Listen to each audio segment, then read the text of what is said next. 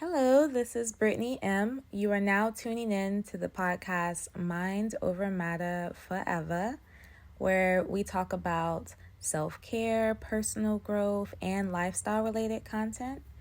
I'll be sharing the empowerment tools I've used to develop confidence in myself and take steps towards making my dreams a reality. I have learned how to stay true to myself while actively working on opportunities for self-development. I hope that these shared tools and mindset shifts will help empower you in your day-to-day to gain confidence in conquering your goals. Today's topic will be about discovering the Zen Zone, 4 tried and true methods to recenter yourself. Sometimes, as humans, we have days where we feel all off base, and the desire to function on a normal medium is significantly reduced or non-existent.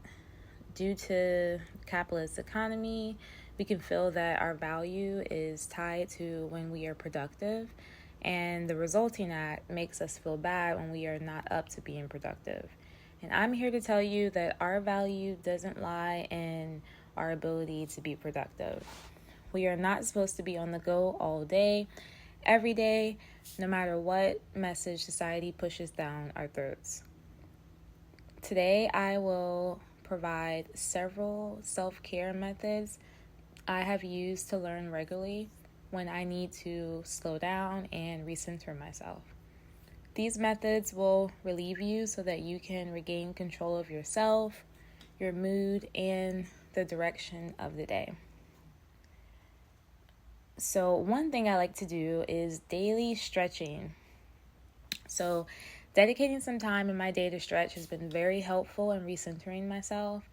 I usually incorporate this like after work or before the gym, but really it's a personal decision when you do it based on your schedule. I've read that some people implement stretching at the beginning of their day. I do have a hard time getting up in the morning, so it's not something that I do all the time, but I have done that before. And I really enjoyed it because it does feel like those like kinks and things that you have in your neck and your shoulder and your back when you wake up. It feels like you've removed those so you can get on with your day. But doing what works for you is best. What is most important is that you are doing it.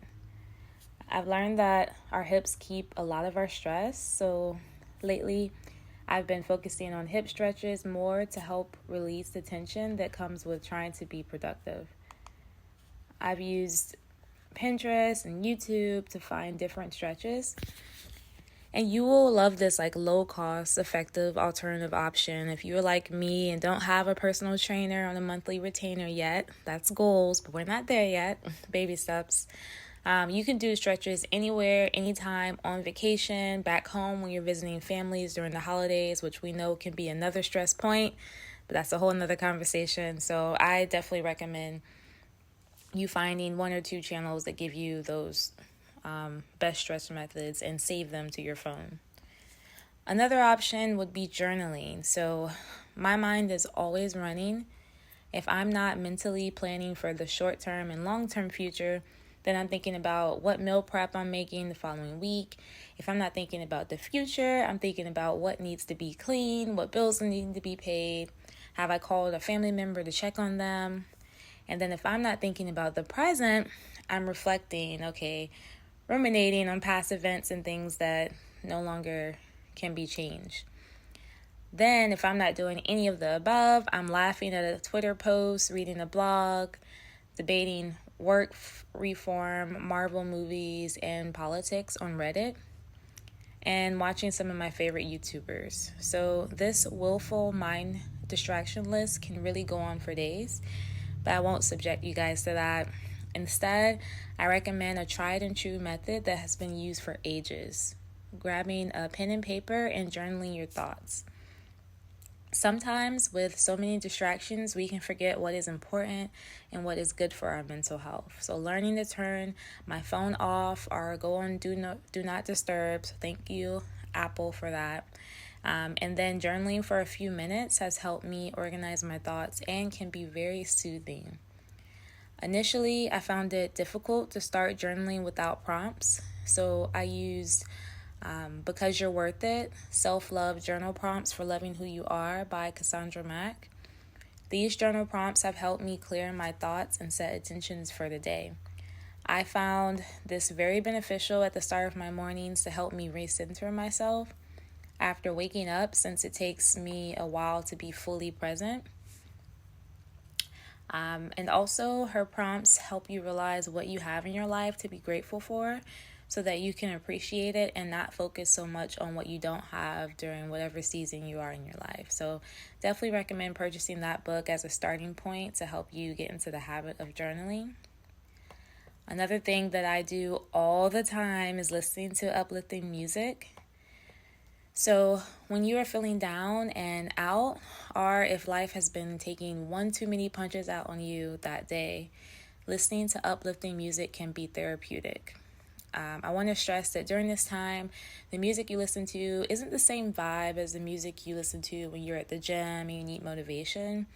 Listening to music that is low tone, calming, reminds you of your younger years, or takes you into another era, so you can be almost completely removed from where your mind is today, is what I recommend. So I don't know about you guys, but 2016 was a really great year for me. So any music from that summer is going to be really uplifting for me, because it takes me back to a really great time when there was a lot of music and me graduating college as well. So just, I would say, find a time in your life where you really connected, you really having a good time.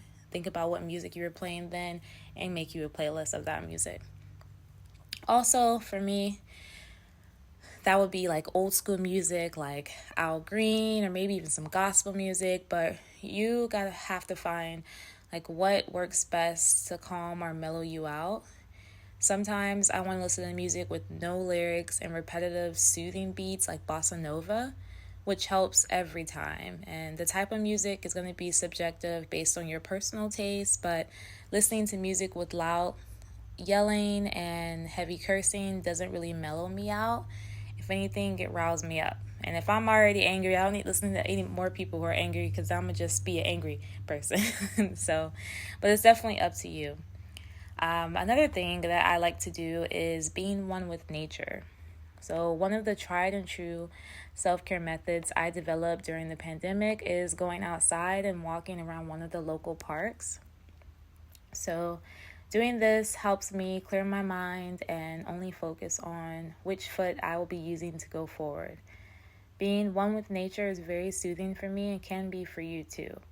Seeing the nearby lakes, the birds, and occasionally a deer or two running free in the wild makes me feel like I'm in my natural habitat. If you are a scenic person, you can try hiking in nearby mountains to feel accomplished at the top when you view the mountains. Yes, there are other ways to feel accomplished outside of being productive, only to make money and maintain standing in the rat race of our society. This is a supreme method because you can combine the other methods I mentioned with this, such as stretching before walking or listening to music while walking.